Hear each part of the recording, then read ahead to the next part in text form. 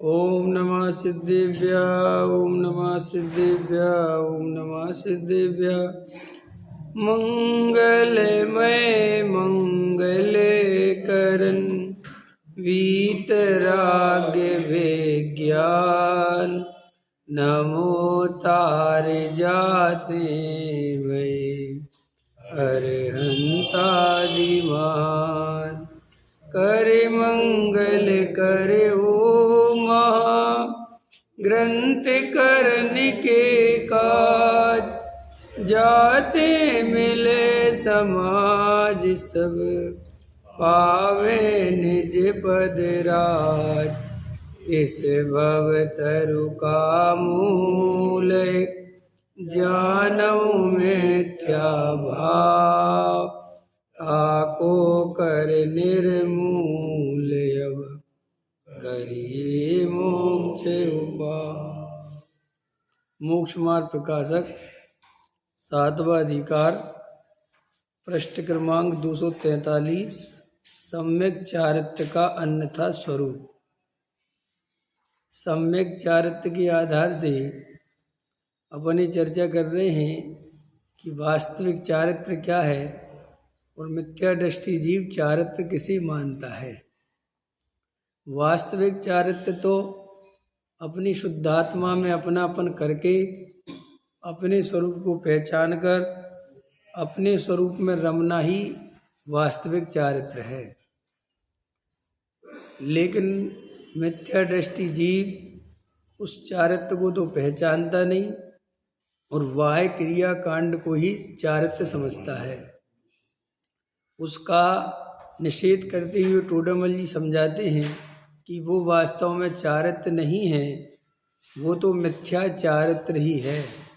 जो मिथ्यात्व सहित प्रवृत्ति तेरी चल रही है वो पुण्य संसार का ही कारण है, बंध का कारण है, मोक्ष का कारण नहीं है। कोई जीव अज्ञान दशा में कितना ही व्रत तप करे, कितने ही पूजा पाठ करे, कितनी भक्ति करे, उसे कदापि कभी भी मोक्ष नहीं हो सकता, सम्यक दर्शन की प्राप्ति नहीं हो सकती। एक भव तो छोड़ो, अनंत भव इसी काम में लगा के रखे तो भी मुक्ति नहीं मिल सकती। ख्याल में है ना? 10-20 वर्ष का त्याग व्रत नहीं, जैसे आजीवन त्याग व्रत होते ना, आजीवन के जब तक जीवन है, तो जीव का जीवन तो अनादि अनंत है ना। तो अनादि अनंत जीवन है हमारा, तो हम अनादि अनंत भी विषयों का त्याग कर दें, भोगों का त्याग कर दें अनादि अनंत, तो भी आत्मा की प्राप्ति नहीं होती। क्योंकि पंच इंद्रिय के विषय भोगों से आत्मा का डायरेक्ट कोई संबंध है ही नहीं। आत्मा का तो जो डायरेक्ट संबंध है वो मोह के परिणाम से है। अगर मोह का परिणाम है, परद्रव्य में एकत्व ममत्व कर्तृत्व भोक्तृत्व है, तो आत्मा की प्राप्ति 3 काल में भी संभव नहीं है। ये जब तक आप और हम नहीं मानेंगे, जब तक इसको गहराई से बैठ के स्वीकार नहीं करेंगे, तब तक हमारा आत्मा का लक्ष्य पूरा नहीं हो सकता। आप बाहर से भले ही कितने ही ढोंग स्वांग रचाओ, कितने ही कसाय मंदता का कुछ भी करो उपाय, रोटी छोड़ो, मकान छोड़ो, जंगल चले जाओ, है ना, साधु बन जाओ, त्यागी वृत्ति बन जाओ, बहुत बड़े अच्छे प्रवचनकार बन जाओ, पंडित बन जाओ, विद्वान बन जाओ, बहुत छेव समय इकट्ठा हो जाए, कुछ नहीं होता। हालांकि हम ये सब बोलते हैं, इनसे कुछ नहीं होता, लेकिन मानते बिल्कुल नहीं है। ख्याल में है ना? बोलने को तो वो भी बोलता है जो ये व्रतशील संयम पाल रहा है, वो भी यही कहता है व्रतशील संयम से कुछ नहीं होता, और मन ही मन कहता है, कहता क्या है, बोलता भी है कि भैया करना तो चाहिए, विषय भोगों में मत लगे रहना, उसको भी डर सताता है। ख्याल में मतलब खास करके जो त्यागी वृत्ति टाइप के लोग होते हैं, वे तो इतने डरे हुए होते हैं, जो मिथ्या दृष्टि है, कि उनको तो ये बोलने में बहुत डर लगता है कि ऐसा ना हो, हमने बोला कि विषय भोग जब कुछ नहीं होता इनसे, आत्मा की दान, तो हमें पाप ना लग जाए, या हम ये कहते हैं दया दान पूजा भक्ति से कुछ नहीं तो हमें पाप ना लग जाए, ऐसे डरते हैं अंदर ही अंदर। कई लोग सुने होंगे तुमने, शाम का टाइम है, रात का टाइम, रसगुल्ले की चर्चा नहीं करेंगे, दोष लग जाएगा, सुनते ऐसे सब सुने होंगे, ख्याल में है ना। तो दिन में करोगे तो नहीं लगेगा। ख्याल में है ना। अरे जिसको रसगुल्ला खाना है तो खाना है, उसके भाव होंगे, उसमें क्या है। और इतनी छोटी छोटी बातों में महान जैन दर्शन को खो देते, इन छोटी छोटी बातों। हम रात में रसगुल्ले की बात नहीं कर सकते, और कराई थी, बोल ही दी। अब बोल तो दिया रसगुल्ला, अब चर्चा करो चाहे नहीं करो, रसगुल्ला कहते ही हो गया काम। गलत कह रहा हूँ? ये सुने होंगे तुमने, ऐसे बोलेंगे रात्रि में अपन ऐसे मीठे पदार्थों की भोजन आदि की चर्चा। अब बोल तो दिया, अब याद दिला तो दी कि भोजन आदि होते हैं। इससे अच्छा तो बोलते ही नहीं। लेकिन ये भी दिखाना है कि हम इतने शुद्ध हैं, इतने पवित्र हैं कि हम बिल्कुल चर्चा करना भी व्यर्थ समझते हैं। चर्चा करना व्यर्थ समझते हैं चर्चा करते हुए। ख्याल में आया कि नहीं आया है? हाँ, अरे आज तो अष्टमी है, हमने हरि की बात कर ली, अरे रे रे दोष लग गया। ख्याल में तो काय को करी थी, पहले सावधानी रखते, इतने बेहोश क्यों पड़े हो? ख्याल में आए कि नहीं आए? इतनी बेहोशी में क्यों बोलते हो? और अष्टमी चतुर्दशी इतनी प्रिय है तो उस दिन प्रवचन मत करो, शांति से ध्यान करो। और क्या, क्योंकि बोलने में महादोष लगते हैं। जितने उपवास आदि हैं शास्त्रों में, आपको पता नहीं है, शास्त्रों में साफ साफ लिखा है जिस दिन किसी का उपवास हो, व्रत हो, उसको उस दिन स्वाध्याय खुद तो करना चाहिए एकांत में, लेकिन उसे प्रवचन आदि नहीं करना। कि क्योंकि भाई बोलोगे, कोई इतने श्रोता बैठे हैं, किसी के प्रति कोई विकल्प आ जाएगा, कोई भाव आ जाएगा, वे चले आ रहे हैं लेट। ख्याल में आया ना। देखो कोई समय की वो नहीं, अब आ गया ना भाव, तो वो कहते देखो तुम्हें कसाय हो गई ना पकड़ में। तो वो कहते कि अब आज तुमने जब व्रत करा है और तुम इतने निर्दोष रहना चाहते हो, तो सारे दोष लगते कहाँ हैं? दुनिया में दोष कहाँ लगते हैं? अरे महाराज को भी पूरे 24 घंटे में जो कुछ दोष लगते हैं वो आहार लेने जाते हैं तब जा लगते हैं। इसलिए आहार आदि के पश्चात ही प्रायश्चित। तो मुनिराज से किसी ने प्रश्न किया कि आहार आदि के ही प्रायश्चित क्यों, आहार आदि के बाद ही क्यों? क्या और कहीं? बोले सारा दोष इन गृहस्थों के बीच में गए, वहाँ भोजन की प्रक्रिया हुई और वहाँ कोई विकल्प आ जाता है। जंगल में क्या है, एकांत में बैठे शांति से क्या है, अंत समझ में आया ना। तो ऐसे ही जब हम ये आराधना करते हैं तो आराधना तभी होती है जब भीड़ से दूर रहो। भीड़ में आराधना नहीं होती। आपको और हमें लगता है कि आराधना हो रही है, वास्तविकता तो है कि आप और वहाँ बैठ के राग द्वेष करते हैं। तो क्या करते हैं, अपन मंदिर में पूजा में बैठे हैं, कोई लेट आया, तुम्हारे भाव क्या हो गए जी? कोई टाइम मंदिर आने का, बताओ 10 बजे आ रहे हैं, पूरा विधान ही होने वाला है। क्यों किया तुमने ऐसा भाव? कोई 10 बजे आए, कोई 11 बजे आए, कोई नहीं। तुम्हें क्यों परेशानी है? पता है परेशानी क्यों है? क्योंकि ऐसा करने से I am best, you are wrong. मैं अच्छा हूं, मैं सुबह 6 बजे का बैठा हूं, समझ में आया, समय पे आ गया था, और तुम 9 बजे आ रहे हो। और कई लोग तो खाने के टाइम पे आ रहे हैं, खाने के लिए आ रहे हैं। ख्याल में आया कि नहीं आया? क्यों भैया? ये परिणाम सिद्ध चक्र विधान में करने चाहिए। क्यों करे तुमने? क्योंकि तुम्हारे अंदर वो अहंकार तो मरा नहीं, वही को प्रॉब्लम। मैं अच्छा हूँ। आपको पता है मिथ्या दृष्टि को अपने को अच्छा सिद्ध करने के लिए दूसरे को बुरा सिद्ध करना ही पड़ता है। कोई उपाय नहीं मिथ्या दृष्टि के पास इसके अलावा। जैसे वो कहते हैं ना, अपनी लकीर बड़ी करनी है तो दूसरे की लकीर छोटी करो। ख्याल में आए ना? तो अपनी आप अपनी लकीर बड़ी दिखने लगेगी। और पॉजिटिव थिंग ये है कि भाई अपनी बड़ी करो, दूसरे से क्या लेना देना है। तो वो वास्तविकता ये है कि आप कितने ही भाषण देते फिरो, कितने ही समझाते फिरो, जब तक अंदर मिथ्यात्व रूपी बैरी बैठा है वो आपको सज्जनता सरलता प्रकट नहीं होने दे सकता। आप कोशिश बहुत करो सज्जनता सरलता की, आप बहुत दिखाओ कि मुझे कोई कसाय नहीं है जी, मैं तो बहुत सरल परिणाम। ये मूर्खता की बातें छोड़ो, इनसे कुछ नहीं होता। वो सरलता होती तो ये कहने की जरूरत नहीं पड़ती। ख्याल में आएगा? मुझे किसी से कोई फर्क नहीं पड़ता, कोई आओ जी कोई जाओ जी, कैसी बातें करते हो? पकड़ में आया कि नहीं आया? तो ये भीड़ हमें क्या देती है? सिर्फ और सिर्फ दुख। अपन प्रवचनकार बन गए और अपन ने अपेक्षा करी कि 100 लोग आने चाहिए और लोग आए 50, दुख चालू। किस बात का कि हम 50 को ही सुना पा रहे हैं और हमें जिन 50 को और सुनाना चाहिए वो नहीं आ रही, यही तो दुख है। अब ये दुख मिथ्या दृष्टि का हो सकता है कि सम्यक दृष्टि। सोचो क्या बात का दुख है कि साहब मेरी करुणा बहुत है, गजब की करुणा है। ऐसी करुणा 2 कौड़ी की है जो तुम्हें दुख उत्पन्न करा दे। मुनिराज को करुणा तो आती है लेकिन मुनिराज को दुख उत्पन्न नहीं होता। क्या कहा मैंने?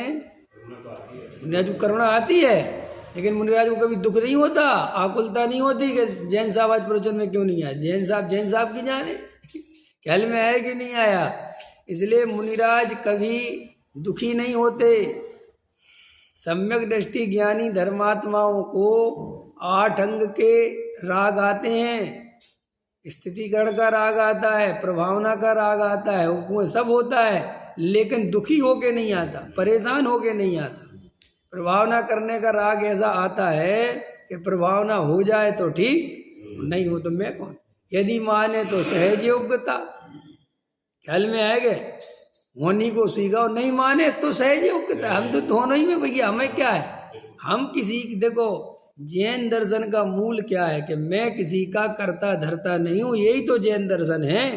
तो मैं किसी को समझा दूं, मैं किसी को कुछ दिखा दूं, बता दूं, लगा दूं मोक्ष मार्ग में, ऐसी मान्यता तो मिथ्या दृष्टि की होती है। चाहे वो भले ही कितने आपको धार्मिक मानता हो, कितने बड़ा धर्मात्मा बनता हो, जो दुनिया को सुधारने की चेष्टा करता है और ऐसा मानता है कि मेरे प्रभाव से सुधर जाएगी, वो खुद मिथ्या दृष्टि है और दूसरों को भी वो सम्यक दर्शन देने में समर्थ नहीं है।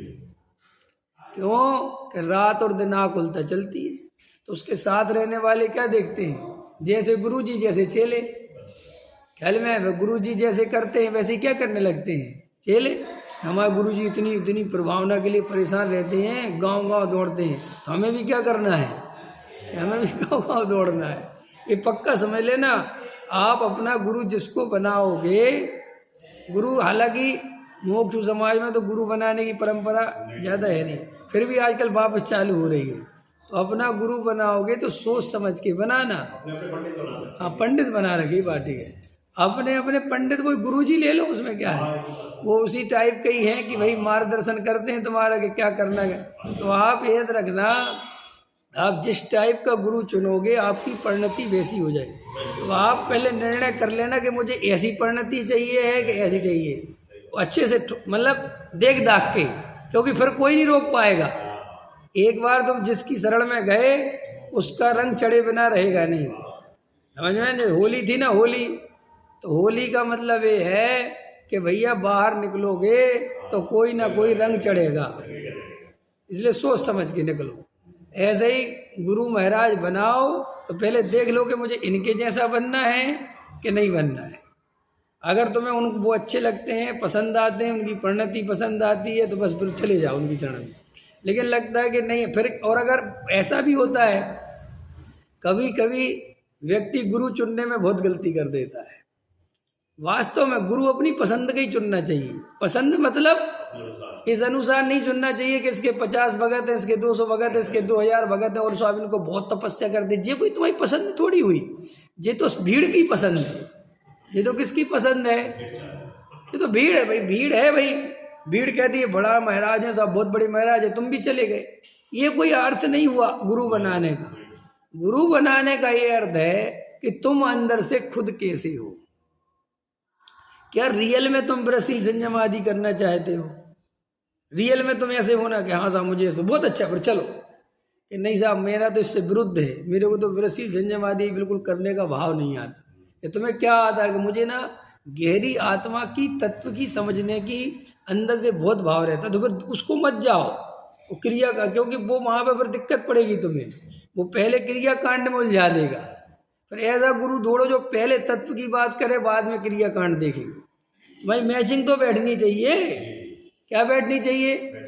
अपनी मैचिंग बैठ जाए तब बहुत बड़ी बात है। और आपने गुरु ऐसा चुन लिया जिससे आपकी मिसमैचिंग है, आपकी परिणति अलग है, उसकी परिणति अलग है, उससे क्या टकराहट होती है कि अब कह सकते नहीं किसी से, अब किसी से कह नहीं सकते और छोड़ सकते नहीं। क्योंकि आपने बॉन्ड इतना भयंकर कर लिया, बॉन्ड तो समझ गए ना, आपने बंधन इतना गहरा कर लिया, एग्रीमेंट ऐसा कर लिया कि साहब वो कौन सा संबंध, व्यापक संबंध बैठा लिया कि भाई जैसे धुआं के बिना अग्नि नहीं होती, अग्नि के बिना धुआं नहीं होता, ऐसे फला महाराज हो, फला पंडित जी और ये श्रोता नहीं हो, ऐसा हो ही नहीं सकता। अब वो बॉन्ड हो गया। अब आप बॉन्ड होने से क्या हुआ कि आप नहीं जाना चाहते तो भी क्या करना पड़ता है, आप जा रहे हो। क्यों? कि अब आपका एक जगत में ख्याति होगी, भाई नहीं जाएंगे तो भी लोग सोचेंगे क्या हो गया, और फिर गए, समझ में, और नहीं गए तो आजकल तो भाई पंडित जी भी इतने एक्टिव है कि फोन करवाएंगे, महाराज भी इतने एक्टिव है कि क्यों नहीं आ रहे। अब जिसका जवाब देते फिर वो क्यों नहीं आ रहे ख्याल में, इसलिए भैया अपन तो हो ही आओ। तो अब देखो वो मिसमैचिंग के कारण हो रहा है। और अगर सही मैचिंग होती तो क्या होता कि अंदर भाई साहब आपको भार नहीं लगता, आपके चेहरे बुझते नहीं, आपके चेहरे खिलते। जब अपने प्रिय से मिलते हैं तो चेहरे खिलते हैं कि बुझते हैं? खिलते हैं। अपने मन का रिश्तेदार आ रहा हो, हालांकि रिश्तेदार कभी मन के नहीं होते, लेकिन अपना दोस्त आ रहा हो है, जिसके साथ अपन बहुत खेले बड़े हुए और उससे अपना बहुत समझ लो बहुत प्रेम मिलता है, तो देखो वो आता है तो अपना रंग बदल जाता है, अपनी रंगत बदल जाती है, अपने खिलाने पिलाने के तरीके बदल जाते हैं। अरे खाना यार, ख्याल में है ना। और अपनी मिसमैचिंग हो तो भाई साहब लड्डू पेड़ा भी रखे हो, सब कुछ रखा हो, ना खुद खाने का मन करता है और ना उसे खिलाने का मन करता है। बोल देखो कितने समझे। तो ऐसे ही तो धर्म भी है, हर जगह वही लगेगी। परिणति इंसान तो वही है ना, जीव तो वही है। यहाँ पे भी क्या है, आपने ऐसे गुरु के पास बैठे हो जिसके आप मन ही नहीं लगता। मैं हमेशा कहता हूँ कोई दबाव नहीं है किसी के लिए भी कि आप मेरे ही पास बैठो या आप कुछ नहीं, आप किसी के पास, आपका जहाँ मन ठुके, आपको जहाँ परिणति ऊर्ध उठे, आनंद आवे, और जहाँ आपको अंदर भार होवे, आप अंदर क्लसते रहो और मन ही मने सोचते रहो हे भगवान कब जाऊँ। तो इसका मतलब ये है कि ये जगह आपको ठीक नहीं लग रही, आपको सूट नहीं कर रही। आप शर्मा शर्मी चले गए करे आए, लेकिन अंदर से समझ लो कि ये मार्ग मेरे लिए ठीक नहीं समझ। जैसे अपन रास्ते होते ना, गाड़ी लेके गए और एक अनजान रास्ते पे चले गए, पता चली रोड टूटी पड़ी, फिर अपन क्या करते हैं अगली बार से, अब इस रास्ते से नहीं जाना, इस रोड से चलें। और एक बार गए अनजान रास्ते, वो रोड बहुत बढ़िया मिल गई तो क्या कहते हैं अब इसी से जाना। ऐसा ही गुरु है कि भाई जिसका स्वाध्याय प्रवचन सुन के आपको अंदर से आनंद आ जाए, आपको आत्मा की दृष्टि बनने लगे, आपकी कसाई ढीली पड़ने लगे, आपको अंदर सरलता आने लगे, आप समझो यार ये ठीक है। और जहाँ आप बनावटी होने लग जाओ, जहाँ आप दिखावटी होने लग जाओ, आपके मायाचार और बढ़ते चले जाएं, तो समझ लेना ये मार्ग ठीक नहीं है। पकड़ में आया। तो सम्यक चारित्र्य का तो जो स्वरूप है वो तो अपने स्वरूप में रमणता करना है, उसके अलावा कोई दूसरा उपाय नहीं है। तो टोडामल जी साहब अपने को यही समझा रहे हैं इस अधिकार में, इस प्रकरण में, कि बाह्य महाव्रतादि अणुव्रतादि जो भी बाहर की क्रियाएं हैं वे धर्म नहीं हैं, वे सम्यक चारित्र्य नहीं हैं, वे धर्म का आधार नहीं है। धर्म का आधार तो एक शुद्धात्मा है, एक अपना त्रिकाली ध्रुव भगवान आत्मा है। ये बैठ के शांति से निर्णय करो, यही अनुभव करो। ऐसा अनुभव करने से ही धर्म की प्राप्ति होगी। देखो हमारा मनुष्य जीवन बहुत कीमती है, आप समय की मर्यादा समझो। हमारे पास सीमित समय है, ज़्यादा समय नहीं है। देखो भैया अनादि अनंत काल के प्रवाह में 60-70 वर्ष की जिंदगी कितनी इम्पोर्टेंट हो सकती है, इसको आप ऐसे समझ लो कि ये 60-70 वर्ष में हमारे 40-50 वर्ष तो खत्म हो गए, वो तो कुछ काम के बचे नहीं। आपने उन 50 वर्षों में क्या किया है जैन साहब? उन 50 वर्षों में आपने 18 साल 20 साल तक तो पढ़ाई करी, माने वो 20 साल आपने पढ़ाई के नाम पर दे दिए, यही हुआ ना। फिर उस पढ़ाई के बाद आपको क्या मिला कि साहब हमारी सर्विस लग गई और हमने उस सर्विस में सुबह गए 9 बजे और शाम के 6 बजे 7 बजे 8 बजे तक सर्विस करी। कि उससे क्या मिला कि हमने साहब एक बढ़िया मकान बनाया। क्या बनाया अरविंद जी, क्या किया तुमने? कि साहब हमने एक मकान बनाया। फिर शादी हुई, हमारी शादी हुई, हमने 3-4 बाल बच्चे हो गए। ख्याल में है? किसी के 2 हो गए, किसी के 3 हो गए, किसी के 4 हो गए। अब आज के समय में एक ही हो रहा है, ठीक है। जैसा हमने बाल बच्चे हो गए कि फिर क्या किया कि हमने उनको पाला पोसा, बड़ा किया, ठीक है, हाँ बड़ा किया। फिर क्या किया कि हमने बड़ा करने के बाद उनकी शादी कर दी, अपने अपने घर चले गए। लड़कियां थी वे अपने घर चले गए, लड़के बहुएं आ गई और ये सिस्टम हो गया। बहुत अच्छा। फिर क्या किया कि अब हम बूढ़े हो रहे हैं, ख्याल में आया ना, सरकार कह रही है रिटायर होके जाओ यहाँ से, ख्याल में आ गए तो हम रिटायर भी हो गए। कि ये तुम्हारे पूरे मनुष्य जीवन की गणना है कि हमने पूरे मनुष्य जीवन में ये किया है। और क्या किया कि थोड़ा बहुत हमने रिश्तेदारों से बना के रखी, समाज में प्रतिष्ठा बनाई, मंदिर में दान दिया, रोज मंदिर जाते थे, मंदिर वाले भी पहचान बढ़ गई, वहाँ पे हम लोगों को विशेष इज्जत मिलती है। ये मेरी जमा पूंजी है। अब ये जमा पूंजी की वैल्यू कितनी है? आपका एक तरफ अनादि अनंत का जीवन, जो भी अपन को अनंत काल की यात्रा करनी है, और ये आपको मनुष्य भव में जो मिला हुआ समय था 60 वर्ष का, उस 60 वर्ष की जिंदगी में हमने शुद्धात्मा के अनुभव को तो देखा नहीं, तत्व निर्णय तो किए नहीं। हाँ, तत्व सुना जरूर, लेकिन निर्णय नहीं किया। क्यों नहीं किया निर्णय? क्योंकि तत्व निर्णय करने की हमें इतनी अंदर से कोई लालसा नहीं है, अंदर से जिज्ञासा नहीं है, रुचि नहीं है। सीधी सी बात। हम धर्म करना तो चाहते हैं लेकिन अभी नहीं। हम आत्मा का ध्यान करना तो चाहते हैं लेकिन अभी नहीं। वो पैसा अभी, क्रोध अभी, बाल बच्चों के बढ़िया से बढ़िया काम हो जाए कब? कल के अभी? अभी। बोलो, मेरा शरीर स्वस्थ हो जाए कब? अभी। मेरे में कोई रोग नहीं रहे? अभी। और आत्मा का ध्यान कब करोगे? सब कल। ख्याल में कभी करेंगे, अभी तो नहीं। तो अभी क्या कि अभी ये सब जो आप बोल रहे हो, तो तुझे आत्मा की रुचि है कि संसार की रुचि है? फिर तेरे से प्रश्न पूछते कि तुझे काय की रुचि है, सो कहता है कि हमें आत्मा की रुचि है। किसी झूठी पूर्व मूर्खता की बातें करता है, नहीं समझ में आया? अरे तेरी रुचि अगर आत्मा की होती तो सबसे पहले क्या कहता कि आत्मा अभी, बाकी सब कभी, मुझे किसी का पता नहीं। एक तब समय सार भी पढ़ता जाता है, सुनाता रहता है, समय सार की गाथा याद कर लेते हैं। अरे साहब, एक पुद्गल पर्याय को भी हम बदल नहीं सकते, एक पुद्गल परमाणु में भी परिवर्तन नहीं कर सकते। अरे छोड़ो साहब, हम अपनी पर्याय में परिवर्तन नहीं कर सकते। ऐसा पढ़ता भी रहता है और बैठे बैठे बच्चों की चिंता करता रहता है। आर्त रोज ध्यान पूरा चलता रहता है। बच्चों को भी बदलना चाहता है, समाज को भी बदलना चाहता है, और नेता पूरे देश को बदलना चाहता है। समझ में आएगा? वो बोलता रहता है ईश्वर की मर्जी के बिना कुछ नहीं होता, वो नेता। अरे भगवान ने जो सोचा होगा वो ही होगा। और सुनो, भगवान कुछ नहीं सोचता, सोच ही रहा है सब कुछ। मोदी जी से पूछो कौन चला रहा है देश? अरे भगवान चला रहे साहब, हम तो उसके छोटे से नुमाइंदे हैं, हम तो छोटी सी ताकत, हमारा क्या है साहब, ये सब ऊपर ऊपर है। और अंदर कहता मैं ही चला रहा हूँ। कहाँ भगवान भगवान है कोई? ख्याल में आया कि नहीं आया? तो अपने को इस मनुष्य पर्याय की कीमत ऐसे लगानी है, इस मनुष्य पर्याय का मूल्यांकन करना है कि मैंने अपने जीवन भर क्या किया। 8 घंटे सोने में, 8 घंटे कमाने में, यही तो हुआ कि नहीं हुआ?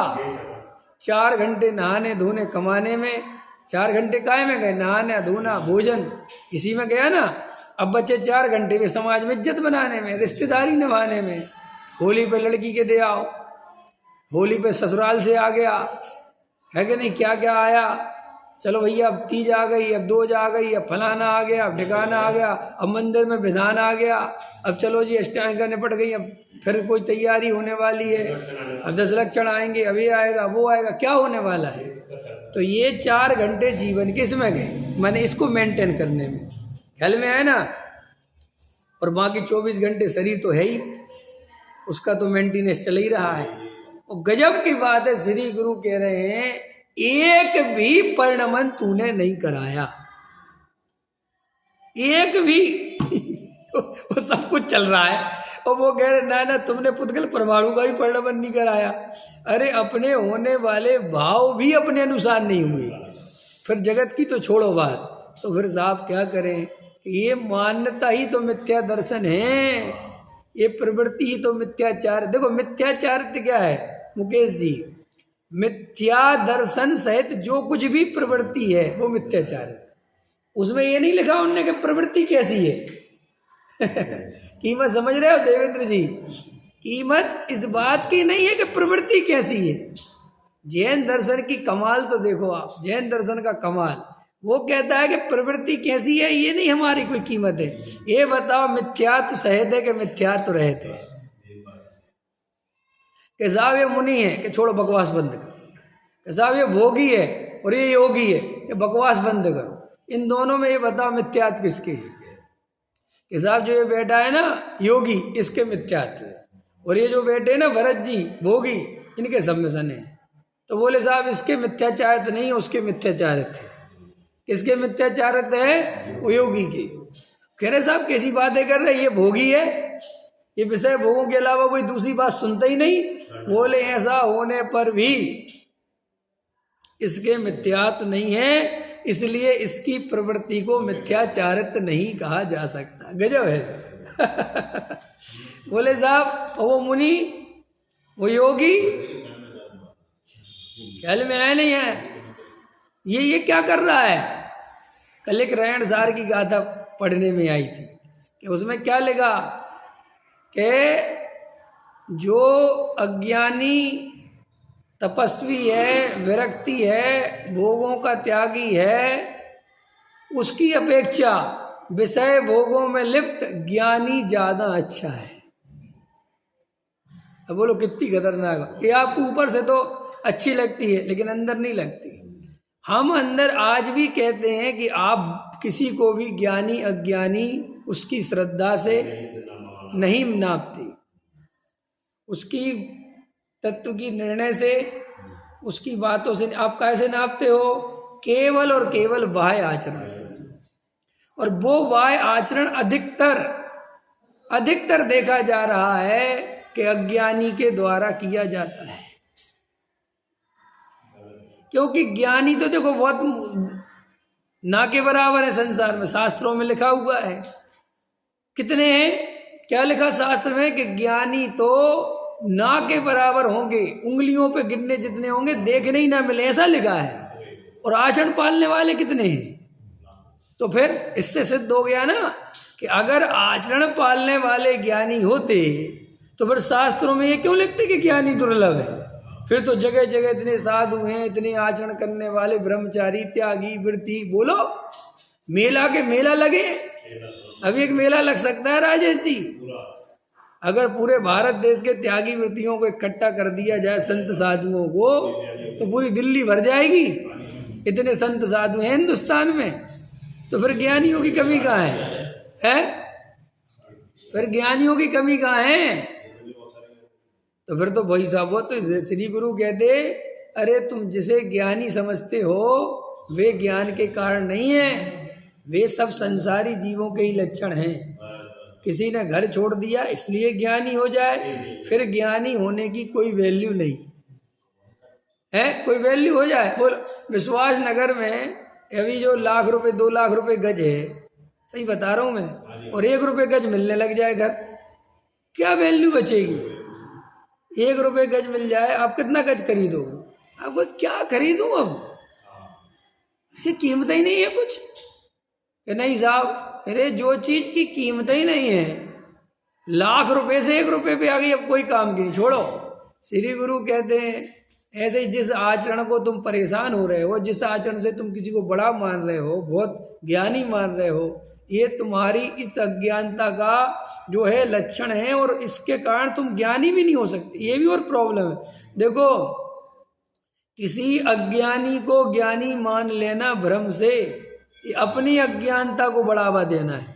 इससे आप ज्ञानी होने की झंझट बच। जैसे आपने गलत गुरु चुन लिया, तो गलत गुरु चुन लिया तो क्या होगा कि भाई फिर उसके अनुसार चलोगे, और उसके अनुसार चलोगे, और जीवन छोटा है। क्योंकि हमारे पास जीवन इतना बड़ा नहीं है कि हम 10 गुरु बदल सकें और 10 परीक्षाएं कर सकें। नहीं, इतना है ही कहाँ जीवन है? क्या इतना जीवन अगर हो तो। और अभी तो मनुष्य भाव इतना वर्तमान पर्याय का ऐसा योग बन रहे हैं कि आदमी सेकंडों में जा रहे हैं। अभी कल मैंने रेसो पढ़ा जब वो सतीश कौशिक मर गया ना कल, तो उसमें कल डॉक्टर उसमें बता रहे थे अपने अपने एक्सपीरियंस कि वर्तमान में भारत देश अकेला ऐसा देश है पूरी दुनिया में, सब कंट्रियों में, जिसमें हार्ट अटैक सबसे ज्यादा आते हैं। आपको पता है सबसे कम रेस हो गया भारत में आयु क्रम का। अब अपने आदमी की आयु बहुत कम होती जा रही है। तो क्यों हो रहा साहब? क्यों हो रहा कि पता तो नहीं क्यों हो रहा, लेकिन ये तो अपन को पता चल गया कि अब जीवन की ज्यादा स्थिति नहीं है। कब कौन सी स्थिति बनेगी उसमें हार्ट फेल 2 बता दिए कि साहब लक्षण बता दो। वो डॉक्टर था इसका एम्स का बहुत बड़ा, विवेक नाम, क्या नाम था, वो बता रहा था, वो हार्ट का ही पेशेंट मतलब वो था स्पेशलिस्ट, वो बता रहा था कि हार्ट अटैक के बारे में लोगों को ये जानकारियां बहुत पड़ी हुई हैं कि हार्ट अटैक तो उस आदमी को आता है जिसको ब्लॉकेज हो गए ना और सांस लेने में तकलीफ हो रही है, ये हो रहा है, उसी को आता है। तो उसने कहा नहीं, हार्ट अटैक 2 तरीके से पनपता है। एक हार्ट अटैक ऐसा पनपता है कि आप मर ही जाओगे तब पता चलेगा कि आपके हार्ट में ब्लॉकेज थी, कोई लक्षण प्रकट नहीं होगा, खूब दौड़ लगाओ कुछ भी करो कुछ पता ही नहीं चलेगा, और सीधा हार्ट फेल। ख्याल में है कि नहीं है? और वो जो लक्षण वाला है वो तो सब जानते ही हैं। इसलिए अपने को बहुत इस पर्याय पे भरोसा ना करके इसकी क्षण भंगुरता देखते हुए अभी से आत्म ध्यान में रत होना चाहिए। बिल्कुल देखो आपकी मूल्यांकन बता दिया कि हमारे जीवन का पूरा मूल्यांकन देखो अपने को रोज 24 घंटे मिलते हैं, एक दिन मिलता है एक रात मिलती है। आप पूरे और दिन रात का मूल्यांकन करके देखो कि ये जो मुझे 24 घंटे मिलते हैं ये 24 घंटे मेरे काय में खर्च होते हैं। आपको नोटिस बता दिया मैंने। 4 घंटे आपके समाज के नाम पे खर्च होते हैं, रिश्तेदारों के नाम पे खर्च होते हैं जिसको आप मेंटेन करते हैं, ठीक है, उसी में मंदिर भी आता है, पूजा पाठ सब आ जाता है। 4 घंटे आपके भोजन करने, भोजन पचाने, नहाने धोने इसमें चले जाते हैं। 8 घंटे आपके सोने में चले जाते हैं और 8 घंटे अधिकतर लोगों के वो कमाने में चले जाते हैं, अथवा कोई राजनीति में, तो वो सब उसी में ले लेना मतलब।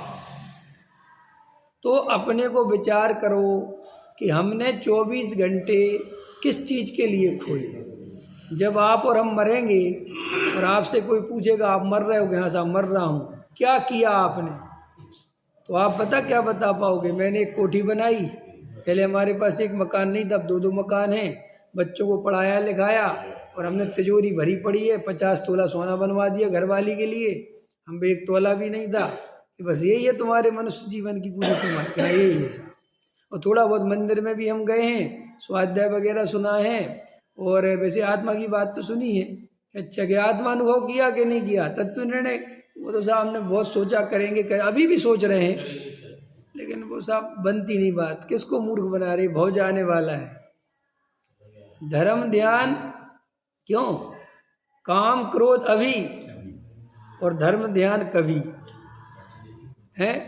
काम वासना उठे तो अभी, समझ में आया कि नहीं है? भूख लगे तो अभी, क्रोध आए तो अभी।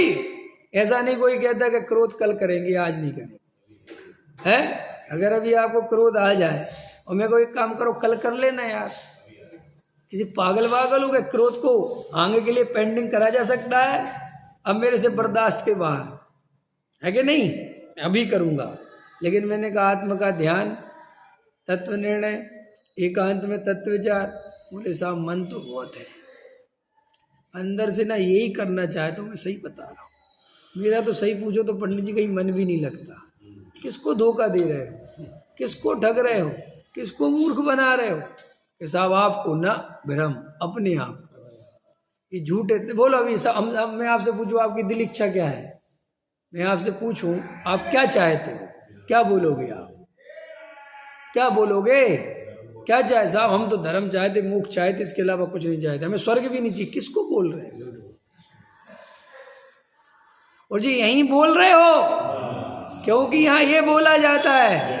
अभी मैं बाहर बोलूं, फैक्ट्री पे पूछूं जाके क्या चाहते हो, बस 2 पार्टी बढ़िया मिल जाए, 1-1 करोड़ का टर्नओवर हो, बस ये भैया तुम मंदिर में तो मोक्ष कह रहे थे, अच्छा मंदिर की तरफ से पूछ रहे थे तो मोक्ष ही चाहिए। वो तो फिर देखो मंदिर का नाम लोगे तो मोक्ष, लेकिन चूंकि आप फैक्ट्री पे खड़े हो तो फिर यहाँ तो भाई अरे मूर्ख, तुझे खुद ही नहीं पता तू क्या चाहता। तुझे तो सही पूछो तो ये विषय भोग ही अच्छे लगते हैं, वो सामग्री अच्छी लगती है, इसलिए उसको जोड़ने में अभी लगा है और धर्म ध्यान में कभी की बात करता है। अरे तुम चाहे जितने विधान रचाओ, चाहे जो रचाते रहो, कुछ नहीं होने वाला, क्योंकि ईमानदार अच्छे बनो तो बात बने, ईमानदारी नहीं। विधान में बैठे हो और अंदर क्या चल रहा है वो देखो, विधान में क्यों आए वो देखो, खाना पूर्ति कर रहे हो काय के लिए। अब तो लोगों का कुछ दिन में सिद्ध चक्र विधान से ही विश्वास उठ जाएगा, क्योंकि इतना करा दोगे तुम लोगों को तो वे सिद्ध चक्र विधान ही छोड़ देंगे, यार थक गया इसको कर करके, क्योंकि जीव तो रुचि वाला है, उसको तो नई नई चीज चाहिए। आपको पता है कितना ही कोशिश कर ले नरेंद्र मोदी कि आजीवन प्राइम मिनिस्टर बना रहे और बढ़िया से बढ़िया काम करता रहे, तो भी नहीं बन सकता। कि क्यों? कि जनता एक ऐसी जनता होती है, वो कहती कितना ही बढ़िया काम करे लेकिन इसको देखते देखते थक गए, अब बदलो यार, चाहे फिर किसी को ही बैठा तो इसको बदलो। क्या होता है हमारे भोजन में बढ़िया से बढ़िया स्वादिष्ट से स्वादिष्ट भोजन आपको रोज मिले, लेकिन वही का वही मिले, बोलो कितने दिन अच्छा लगेगा। आपकी धर्म पत्नी के आपकी तो पसंद है, अरे पसंद है तो मारेगी क्या है? नहीं समझ में आया? विचार करो तो अपने अंतरंग में श्री गुरु कहते इस मनुष्य भाव की क्या कीमत आपने लगाई है। आप देखो, आप इस शरीर की क्या कीमत समझते हैं, बताइए क्या है इस शरीर की कीमत जिस पे आप इतना घमंड कर रहे हैं, मेरा शरीर स्वस्थ रहता है। कितनी कीमत है? 98 डिग्री पे ये चलता है। कितनी डिग्री पे चलता है? 98। और 98 से 10 तक इसकी मर्यादा है। अगर ये 98 से 1110 पे पहुंच गया तो डी एंड। आपका शरीर, आपका टेम्परेचर अगर 110 डिग्री गर्म हो गया तो क्या होगा? तुरंत मर जाओगे। माने 12 डिग्री के अंदर कहानी खत्म है। और 98 से नीचे उतर गए, 95 आ गए तो खत्म है। ख्याल में है ना? माने इतने टेम्परेचर में पूरी जिंदगी लगी हुई है, बराबर है। चलो शरीर की ओर तो बताओ, इस शरीर को खोल खाल के जो इस शरीर की स्थिति है, कितनी कीमत, इसमें कितनी धातुएं निकलने वाली हैं। ये तो जो किडनी बिकती है ना लाखों में, ये भी पता क्यों बिकती हैं? कि तुम में से लगा के दूसरे को लगा देते हैं, इसलिए कीमतदार है। अगर किसी को जरूरत नहीं हो तो क्या करोगे? आग लगाओ इसमें। ख्याल में आया कि नहीं आया? क्या कीमत है संसार में। और अपन पूरे जो रिश्ते नाते, देखो बाल बच्चे बैठे रहते हैं, आप कहते हैं हमारे बाल बच्चे हैं साहब, हमने सब पाले पोसे। जब आप मर रहे होते हो, वे बाल बच्चे कोई अमेरिका में, कोई जापान, कोई लंदन आके बैठ जाते हैं खाट के सामने कि क्या हुआ, कि पिताजी जा रहे हैं। हाँ ठीक है। अब ऐसे वहाँ कह रहे अरे हमें बहुत दुख है, बहुत दुख है, पिताजी ने हमें कितने प्रेम से पाला पोसा, कभी कोई कमी नहीं होने दी, ठीक है, ऐसी बातें कर रहे हैं। और पीछे निकलते ही ये बताओ तुमने साइन करवा ली कि नहीं, कागज वागज बराबर जमवा ली कि नहीं है? वो वकील सबसे, अब क्योंकि एक भाई वहाँ रहता है, और भैया जमवा ली। हाँ तो जी बहुत अच्छा काम किया, ख्याल में नहीं जी, बहुत जरूरी है। हाँ और नाम वाम कटवा दिए, वहाँ से सब देख लिए। और देख लो कहीं पूछ लो, ये देखो ऐसे नहीं पूछो, अब आदमी मर रहा है तो दुख होता है, किसी और रूप में पूछ लो। तो फिर वो जाता है, अरे बाबूजी आपकी तबीयत ठीक नहीं है, लेकिन अब क्या करें, जरूरी तो है ये बात, ये तो बता दो, किसी और से तो पैसा नहीं लेना है। अब बाबूजी ने भी जिंदगी भर पैसा ही देखा था, तो पैसे की बात सुन के उनको भी गर्मी आ जाती, इधर आ बता देते हैं तेरे काम आएगा। क्योंकि जिसने जिंदगी भर को पैसे को ही काम जाना, वो मरते समय आत्मा को काम जाने, ये इम्पॉसिबल है, ये पॉसिबल नहीं।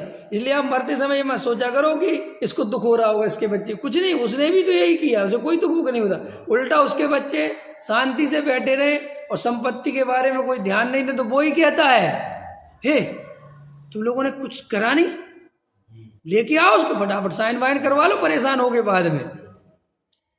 मैंने ऐसे बाप देखे मरते समय, वो खुद ही कहते बांट लो फटाफट ताकि लड़ाई झगड़ा नहीं हो मेरे जाने के बाद। ख्याल में आया कि नहीं आया कि बाबूजी हम कर लेंगे, आप छोड़ो, आप अपना ध्यान करो। अब ध्यान बाद में होगा, पहले निपटाओ। ख्याल में आया कि नहीं आया? आवाज कल जरूरत नहीं पड़ेगी, है कि नहीं? वे कई एक बच्चे हैं, हाँ, लेकिन अब ऐसा है ना, कुछ समय का कुछ नहीं है, अब लड़का लड़की में ही बटेगा कि अब ज़्यादा नहीं है, अब भैया 2 हैं तो ठीक है, लड़का लड़की में, क्योंकि ज़्यादा समय ये चीज़ें चलेंगी नहीं। क्या? हाँ, हमें तो सब मिल गया। ये बात सही है। हाँ, अभी देखो, अभी जिस प्रयोजन से समझा रहे उस पर नजर नहीं है, मुझे कितना मिल गया इस पर नजर है। अरे भैया क्या करें, माल पे ही निगाह है। आकाश माल पे निगाह होती तो बढ़िया रहती, जिस माल पे निगाह है वो माल ही तो नहीं है। वस्तु पराई माने अपनी भेद नहीं करता। कि सुनो, वस्तु पराई भी कौन सी? जड़, जो 2 कौड़ी का, जिसका कोई काम नहीं है, उसको अपनी मानता है।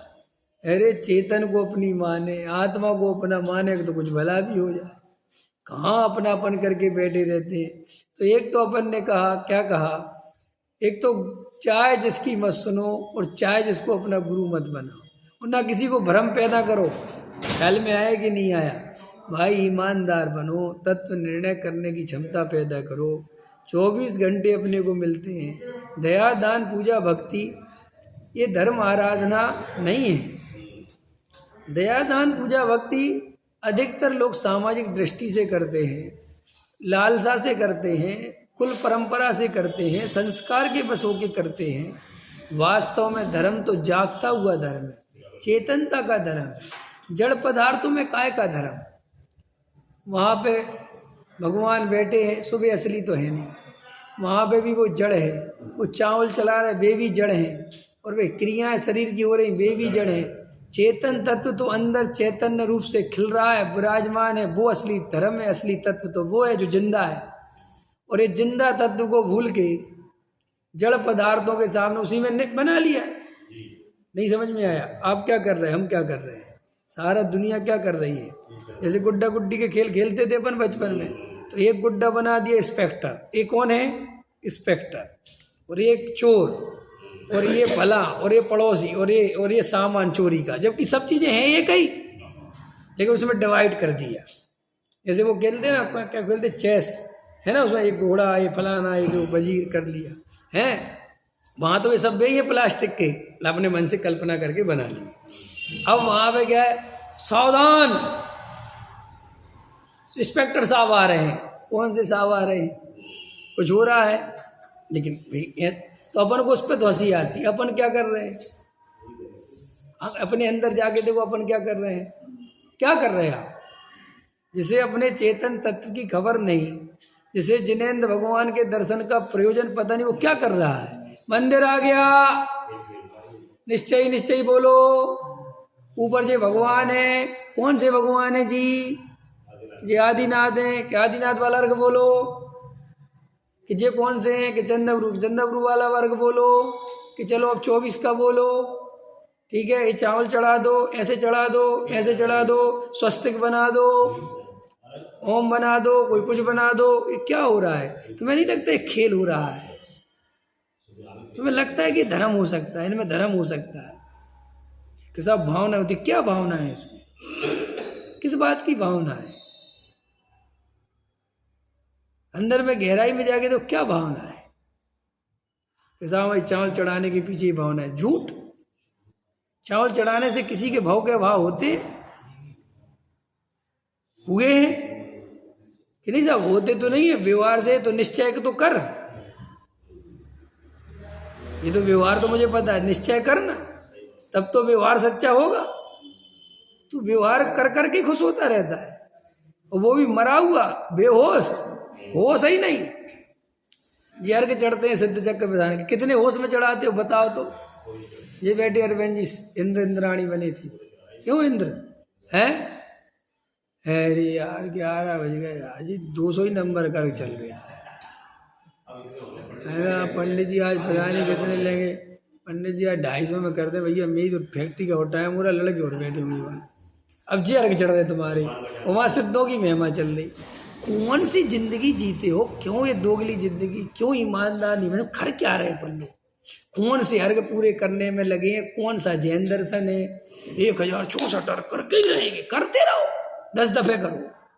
और मेरा बच्चा एक ही दिन में कर दो पूरे, क्या है। सिद्ध चक्र विधान 8 दिन की जगह 1 दिन का करा जा सकता, 9 दिन बचाए जा सकते। कि कैसे कि आज रोटी वोटी कुछ नहीं खाना, आज उपवास करेंगे और एक ही दिन में 1064 पूरी। सब हो गए कि नहीं, भगवान तुम्हारे बचे भी नहीं और बस रोटी भी छूटी और आज यही चलेगा, बस खत्म, कुछ करना ही नहीं। सीधा शाम को उठेंगे 4 बजे, बस फिर पानी वानी पिएंगे, जो पिएंगे करेंगे, उसके पहले कुछ नहीं। लगा दो ताकत, एक दिन ऐसा ही सिद्ध चक्र प्रधान हो जाए। नहीं तो फिर तुम्हारे पास 7 दिन बचेंगे। अब 7 दिन ध्यान करना आत्मा का, क्योंकि भगवान को तो पहले दिन जितनी करना था सब कर दिया। नहीं समझ में आया, लेकिन नहीं, ढोंग करेंगे, भक्ति भी चलेगी, नाच भी चलेगा, ये भी चलेगा। और ये जैन दर्शन वाले वीतरागी दर्शन है हमारे यहाँ। वीतरागता के अलावा काय की वीतरागता, पता भी है वीतरागता क्या होती। कह दो तो लोगों को तकलीफ होती, बुरा लगता है। अरे भाई, ये राग की दुकानें चलाते रहोगे तो वीतरागता कभी प्राप्त नहीं कर पाओगे।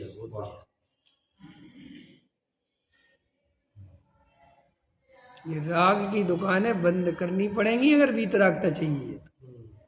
कहाँ सो रहे हो, कौन सी दुनिया में सो रहे हो।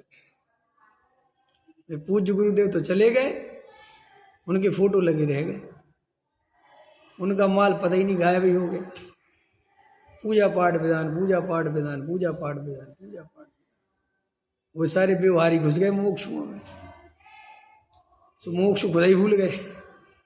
ख्याल में है कि हमें करना क्या था, क्योंकि व्यवहारियों ने पैसा दिया, उनका बहुमत बढ़ गया, तुमने अपनी सत्ता खो दी।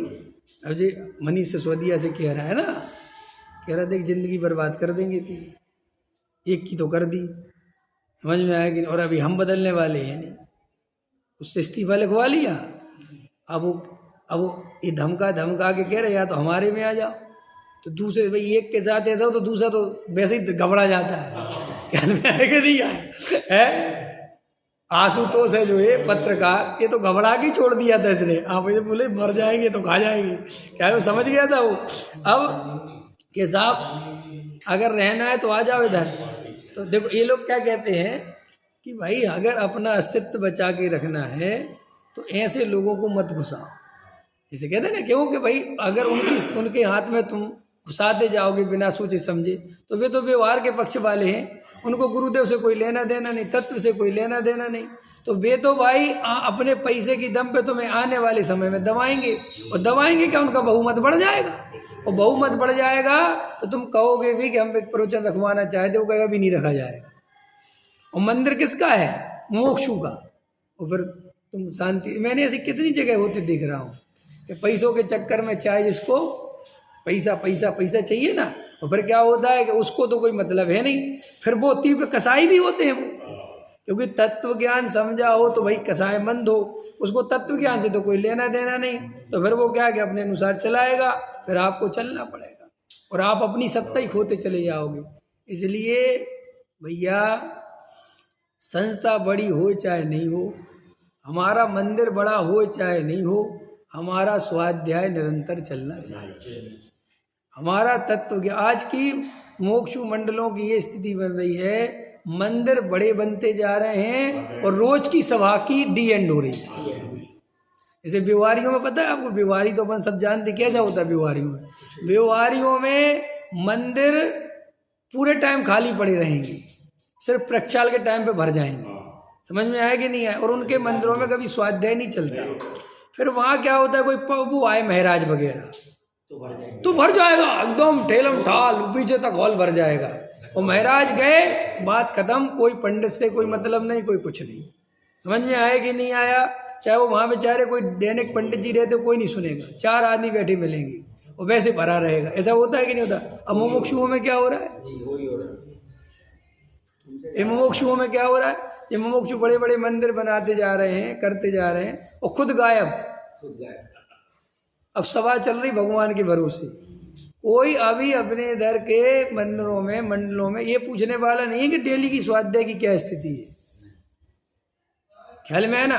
अपने अपने पंडित बुला लो, अपने अपने मन का सुन लो, और फिर बाकी छोड़ो। क्या हो रहा तुम जानो, तुम्हारा काम जाने। ना फिर सुबह से मतलब, ना शाम से मतलब, और 8 दिन वहीं मिलेंगे, अटेंडेंस वहीं पूरी। जब मंदिर नहीं था ना, हाँ, तो घर घर में स्वाध्याय लगा कहीं कहीं आओ, तो 25-30 आदमी इकट्ठे। क्यों? मैंने 30-40 आदमी का प्रवचन किया है। और अब जो है, जब वो तुम्हारे किराए के घर में करते थे, कमरा ले लेके करते थे। अब जो है अरविंद जी तो हैं, ये बससेन जी तो हैं। ये बससेन जी जब मुझे लेके आए थे, तब वो महेश रहता था ऊपर, वहाँ नहीं करा नीचे प्रवचन। उसमें 25 लोग बैठते थे भाई साहब, जब खुद की जगह नहीं थी।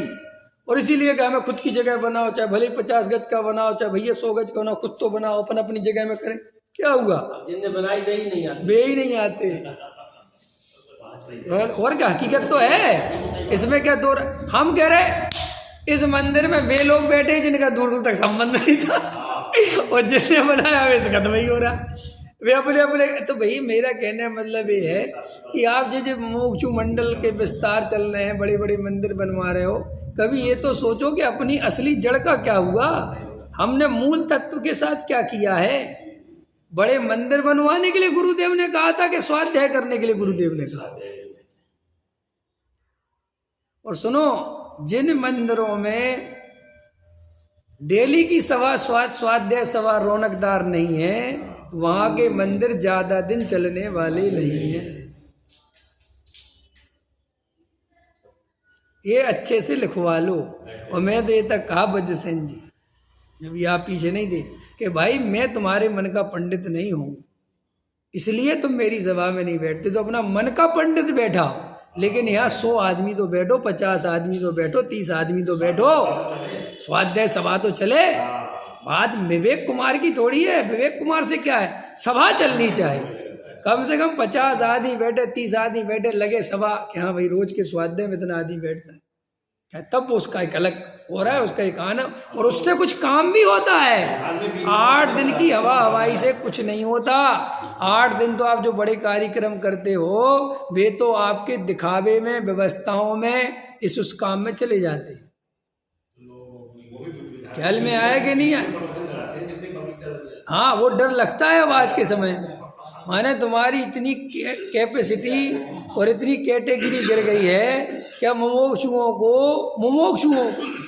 विधान के बीच में वचन कराना पड़ रहा है। डर लगता है कि लोग भग जाएंगे। इसका मतलब क्या है? आपने क्यों ये स्थिति बनाई? जबकि मुमुक्षु तो वो थे कि विधान में लोग भग जाएं तो भग जाएं।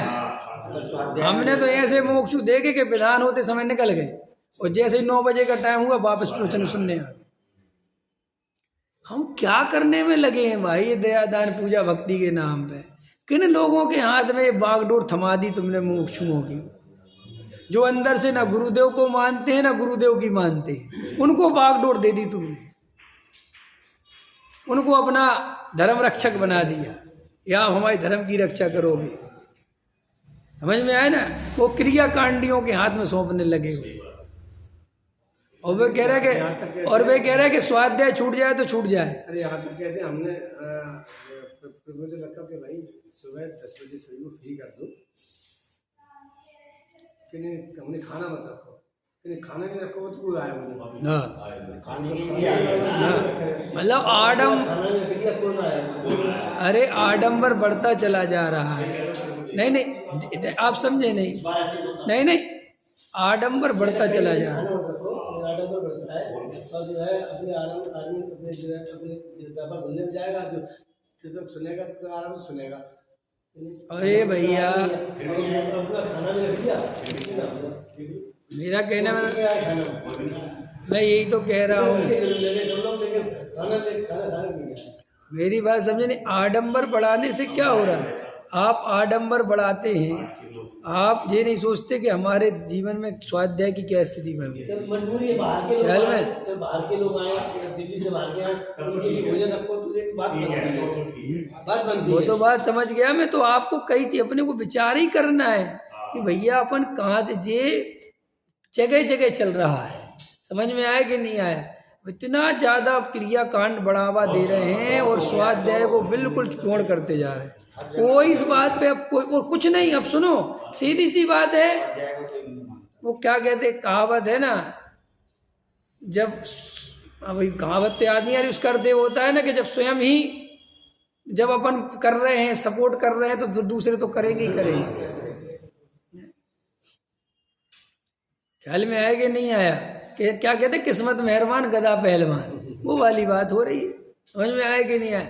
जो मूल अच्छे जो स्वाध्याय जो अपने मोक्ष घटते चले जा रहे हैं, बिहटते चले जा रहे हैं। एक तो बूढ़े बाड़े हो गए हैं, नई पीढ़ी जुड़ी नहीं, और नई पीढ़ी जुड़ी सो अधकचरी जुड़ी। वो अधकचरी समझते हो कि भाई मोक्षु का लड़का तो है लेकिन तत्व ज्ञान ढंग से प्राप्त नहीं किया। वो गुरुदेव की फोटो लगाना तो सीख गया, आई एम कांजी स्वामी वाले, हम मुमुक्षु, ये तो सीख गया, लेकिन वो मुमुक्षु बना नहीं। और जो मुमुक्षु बना था वे बूढ़े बाड़े बेचारे खत्म हो गए, पुराने हो गए, घिस गए, अब भैया घर में हैं, जो भी समझ लो। और जो नए हैं वे सब व्यवहारियों के प्रभाव में। पुराने भी अब ऐसे हैं कि भी जो कहते हैं मैं तो गुरुदेव श्री को सुना है, मैं इनको सुन के क्या करूं। बस बस बस, वो भी घर में, मैं घर में बैठे, गुरुदेव श्री को जब मैंने गुरुदेव श्री की मैंने चर्चा सुनी है, तो अब इनको क्या सुने। हाँ, इनको क्या सुने कि ठीक बात है। तो फिर ये मंदिर काय के लिए बना है, इनमें कौन बैठेगा। हम तो कह रहे ठीक है, अगर आपका यही श्रद्धा है तो फिर इन मंदिरों में कौन बैठेगा। काय को बना है, काय को इतने पैसे लगाए, समाज का पैसा वेस्ट किया। ख्याल में ना, मतलब एक तो एक चीज में कई कारण होते ना, एक कारण आपने बताया ये वाला, एक कारण यही है कि नई पीढ़ी को कुछ नहीं पता, समझ रहे ना। चाहे हमारा लड़का हो, चाहे आपका हो, चाहे उनको कुछ नहीं पता। वे तो बस अपने कांजी स्वामी बाला बस मानते हैं, और वे यहाँ आएंगे दर्शन करके, चाहे उन्हें कभी स्वाध्याय का खबर नहीं, कोई कुछ मतलब नहीं, कुछ पता नहीं। और दूसरी बात, वे प्रभाव में रहते नहीं, वे भी क्रियाकांड वालों के प्रभाव में रहते हैं। बहुलता उसकी हो गई, वे क्या करें। अब हम अगर व्यवस्थित स्वाध्याय करते, क्लासेस बैठते सब, तो वे भी बैठते, वे भी सुनते। या हमारा खुद का ही ठिकाना नहीं है, हम डेली सभा के, हमें दैनिक श्रोता ढंग के नहीं है, तो हमारे बेटे क्या होंगे। गुरुदेव श्री के सामने न तो किसी का सम्मान होता था, न कुछ नहीं, पैसे की भी बोली नहीं लगाई जाती, जिसको देना देना, नहीं देना अपने घर। तो ये क्यों हुआ। गुरुदेव के समय में ऐसा क्यों होता था, क्योंकि गुरुदेव श्री ने मूल तत्व ज्ञान की ही बात रखी। ये क्रिया कांड और ये तुम्हारा दिखावटी बनावटी बात करी नहीं। तो वहाँ क्या है कि मूल तत्व ज्ञान से जुड़े हुए लोग आते थे, तो उनकी कसाएं मंद होती थी, उनको नाम चाहिए ही नहीं था। अब तुमने मूल तत्व ज्ञान गायब कर दिया और व्यवहारियों को भर लिया अपनी सभा में, तो भाई व्यवहारी को तो सम्मान नहीं दोगे तो वो तो भाई साहब उखड़ जाएगा, वो तो आएगा नहीं कल से। इसलिए अब तुम्हें मालाएं पहनानी पड़ रही हैं, जबरदस्ती चमचागिरी और नाम ले लेके आओ जी कर। क्यों? क्योंकि वो तत्व ज्ञान रहते हैं, और तत्व ज्ञान सहित वाला हो। और सुनो, तत्व ज्ञान सहित वाले बहुत कम लोग हैं। आप समय गुरुदेव श्री ने जितने बढ़ाए, जितने कराओ, जितने, क्योंकि गुरु, आप समझो मेरी बात समझो। मैं अपनी दुकान पर, उदाहरण दे रहा हूं ताकि आपको समझ में आ जाए, मैं अगर अपनी दुकान पर केवल और केवल डायमंड बेचता हूं, ठीक है, सारे जगत में प्रसिद्ध है कि मेरी दुकान पर डायमंड ही मिलेगा, ना चांदी मिलेगी, ना सोना मिलेगा, ना कुछ मिलेगा, तो मेरी दुकान पर कौन आएगा? कि सिर्फ डायमंड वाला ही आएगा, कोई दूसरा आएगा ही नहीं, एकदम छटा हुआ आदमी आएगा। तो पूज्य गुरुदेव ने ऐसी अलग जगाई थी कि जैसे तत्व ज्ञान से प्रेम हो, जैसे आत्मा से प्रेम हो, इसके अलावा यहाँ दूसरी बात होगी नहीं। किसी को माला पहना ही नहीं जाएगी, किसी का तो भैया यहाँ कोई आता ही नहीं था उस टाइप के लोग। यहाँ पर वही लोग जुड़ते थे जिनको मूल तत्व ज्ञान पसंद था। लेकिन जब आपने सब चीजों की दुकानें खोल दी कि यहाँ मान सम्मान भी मिलेगा, यहाँ पे ट्रस्टी पद, ये पद, वो पद, इंद्राणी, सौधर्मेंद्र, नहीं सब बनाए जाएंगे, तो सब भैया सब बनाए जाएंगे, तो व्यवहारियों ने कहा यही भीमगली में बन जाते इंद्राणी, काहे को इतनी दूर जाओ। और अगर तुम इंद्राणी का चक्कर नहीं रखते कि भैया तो प्रवचन ही होगा, तो भैया फिर वो वहाँ भागता, वो कहता यहाँ नहीं जाने, यहाँ तो अब तुम्हें यहीं, तुम्हारे यहाँ करोड़ों की बोली जाने लगी, सौधर्मेंद्रों की, पंच कल्याण आलीशान होने लगे। तो ये आप क्या समझते हो, इससे प्रभावना होती है? सुनो, इससे प्रभावना नहीं होती, इससे तत्व ज्ञान क्षीण होता है। क्यों? क्योंकि लोग दिखावटी में, जब आप समझे नहीं, आप इतना झंझावात चलाओगे, इतना दिखावटी करोगे, तो उसके लिए क्या करोगे? पैसा इकट्ठा करो। और पैसा जब आप अभी वहां था ना इंदौर में, ले आओ और ले आओ, अभी इतना कम पड़ रहा है। क्यों पड़ रहा है कम? क्योंकि ऐतिहासिक बनाना है। तो जब कोई चीज ऐतिहासिक बनानी है, अब मोदी जी को इतिहास बनाना है, तो मोदी जी क्या कर रहे हैं वो हम और आप जानते हैं। जिसको भी इतिहास बनाना है, ऐतिहासिक बनाना है, तो भाई काम तो हो सकता था 2 करोड़ में, और तुमने फैला दिया 10 करोड़, 50 करोड़, 25 करोड़। तो भाई 25 करोड़ कैसे आएंगे? सारे मोक्षु तो दे नहीं पाएंगे, क्योंकि भैया मोक्षु ने तो 2 करोड़ की गुंजाइश थी, दे दी। उदाहरण समझ में आ रहा है कि उतने ही है मोक्षु। अब वे 8 करोड़ कहाँ से आएंगे? वे 8 करोड़ आएंगे व्यवहारियों से। और जब उनसे पैसा ले लोगे तो फिर क्या करोगे कि उनके नीचे दबोगे, और नीचे दबोगे तो उनमें कई ऐसे भी चढ़ जाते हैं, इतना सम्मान यार महाराज के पास नहीं मिलता, इन लोगों के पास ज्यादा मिलता है, क्योंकि महाराज होते हैं। महाराज तो महाराज तो कान दवाई कभी भी दबा देते हैं। महाराज तो महाराज ख्याल में आया कि नहीं आया? महाराज तो पीठ थकता है। सुन, पंडित की तो बस की नहीं है किसी सेठिया के साथ ऐसा व्यवहार करने की। तो सेठिया को लगता है कि ये बहुत बढ़िया जगह है, फिर वो कहता ले हमारी तरफ से और ले 50 लाख, हमें बना कुछ, कि वो बन गया। अब भैया सबने तो दिए थे 5-5 लाख, उसने कितने दिए? 50 लाख। तो 50 लाख का वजन बहुत है। अब वो 50 लाख की जगह 1 करोड़ दे दिए, तो भैया अब जो सभा हो रही है, जो कुछ हो रही है, अब भाई साहब उन्हीं को बुलाओ। तो भैया ये सारा जगत, ये अपने को, आप देखो ऐसे ही चलेगा। यही मैं बोल रहा था। अपन तो ये बात क्यों बोल रहे हैं कि आप अपना काम कर लो, ना तो लुट जाओगे। आप चक्करबाजी में कम से कम पढ़ो, ना मनुष्य भाव का मूल्यांकन। जब आपसे पूछेंगे बताइए आपने क्या पूंजी इकट्ठी करी, तो आपके हाथ में जड़ पदार्थों के अलावा कुछ नहीं होगा, जिसमें से आप एक धेला भर नहीं ले जा सकते। और जो आप ले जा सकते थे वो आपने लिया नहीं। धर्म आपके साथ जा सकता था, आपने धर्म लिया नहीं। और जो बिल्कुल कभी साथ में नहीं जा सकता, उसके पीछे पड़े रहे। गहराई से विचार करो। सहजान